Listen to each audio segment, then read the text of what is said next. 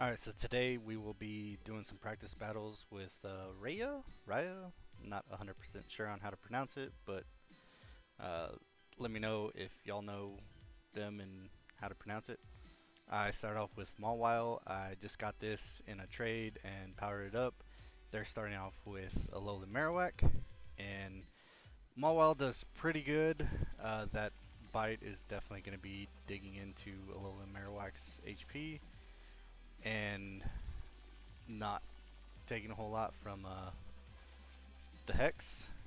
She switches into Poliwrath, and I go into my Girafarig. Still gonna take some neutral damage from this bubbles, and they hurt pretty bad. I was pretty surprised by the Hydro Pump, and that's why I didn't block it. I thought it'd be a Power Up Punch. I go to get my Power Up Punch off. She doesn't block, and now I have a powered up Poliwrath. Go for the Ice Punch, hoping that they would think it was just another power up punch, and there was no shield, so I'm guessing that's what they thought. And yet again, go for the power up punch. It wouldn't do enough, but just enough. I don't know why she didn't use shields at all, but hey, we'll think we do like 4 or 5, maybe 6 games. So we'll be starting off the second one. I start off with Steelix.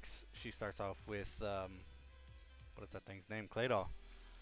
And it's not a terrible matchup. That Earth Power would definitely hurt Steelix, but I figured I could get to the crunch before she could get to a charge move.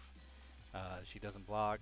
It does a lot of damage and then switches out into Dusclops. I hadn't really seen this matchup a whole lot before, but knew that the crunch would deal some pretty good damage, so she decides not to block again. I'm not 100% sure if she just wasn't using shields or just wanted to see how much damage it would take. That was the first fire punch I've ever taken, and it did a lot more than what I thought, but also a lot less than what I thought it would have been too. Um, I decided just to let my Steelix go down and bring in the Mawile. I knew that, I could tear it down pretty quick, store up some energy with that fire punch. I didn't really want to take it, so I decided to shield. And she brings in her, wait for it, Steelix. Um, this is another matchup that I was pretty new to. I go for the power up punch. It's not going to do a whole lot because of how power up punch was changed in the most recent update, but it's making that bite deal more damage, so it's chewing into Steelix pretty good. I bring in my Gardevoir. I knew that the Charm move would be resisted by Steelix's Steel type, but figured if I could deal a little more damage and save some HP on my Mawile, I might be able to win this. We have quite a bit of lag, and I'm able to get to Synchronoise. I know Psychic would probably be a lot better, especially for PvP. I just don't want to waste the TMs to move it over because I don't know if I'm going to be using Gardevoir.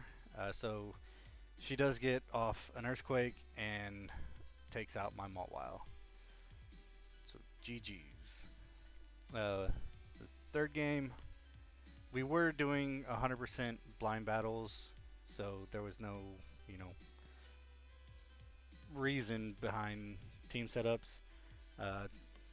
She starts off Metacham, which is pretty interesting considering not a lot of people are running Metacham, and switches into her own Girafarig right as I get off the Psychic. Didn't really know how it did, but decided, just try it out. The bite takes out her Girafarig really quick, and she brings in Metacham. The bites are going to be doing neutral damage to Metacham, and I figure I'll take this power up punch because it's only neutral damage, and with the way that it's been reworked, it's not as threatening as it used to be. So she blocks my power up punch. Not sure I agree with blocking power up punches, but she might not have known that that's all the energy it had, and goes for a self piggyback using double charge moves, and almost taking me out with that second one, but I'm able to get off another bite beforehand. Bring my giraffe rig back in. Takes a lot of damage from that counter because it was double or triple power upped. Able to get to a psychic before this mischievous faints me out. She decides to block, and I get off one more confusion before feigning. Now I bring out my Poliwrath. I figure might as well shield since it's my last Pokemon. Dark Pulse probably wouldn't have done a whole lot because it is resisted by that fire or by the fighting type, and I'm able to feint it down with just bubbles. So round 3, just kidding, it's round 4. I start off Dusclops, and she starts off with her Medicham. Now, I have Feint Attack on my Dusclops, which will be doing neutral damage because of Fighting type resisting and Psychic being weak to Dark. But Medicham's Counter and Power Punch will be double resisted by the Ghost type of Dusclops. I get off a Sucker Punch. I think about switching out, but knew that hers had Fire Punch, so I didn't want to go into Steelix. And Poliwrath wasn't the best idea, so I decided just to stay in and deal some damage. Hers does have Hex, so we are seeing a Hex variant versus a Feint Attack. I don't remember who wins right now, so we'll have to just kind of wait and see, but we do run into some more lag. Not 100% sure on where all the lag was coming from. And I do want to point out, if you look at the CP of our two Pokemon, hers is 1490, mine is 1384. And so you might want to take that in consideration on like how this match is going. Okay, so it turns out she feints me down with just the sliver health. Again, I am a lot lower CP. I only have the one charge move. She uses Fire Punch on my Poliwrath. It's going to be resisted because of the water type, and I'm able to feint it down with like 2 bubbles. She brings her Medicham back in. I go for the Ice Punch, trying to get some neutral damage, which actually it's resisted. Well, it's resisted, but stronger than a resisted Power Punch would be. I don't think I block here because I figured my Steelix would have enough to take a couple hits, but knock it out pretty quickly. So we are in a Tide Shield scenario, and since this was her last Pokemon, I figured I could bait with the Crunch, and she would pretty much need to block it because if it was Earthquake, it would pretty much take out her Bastiodon.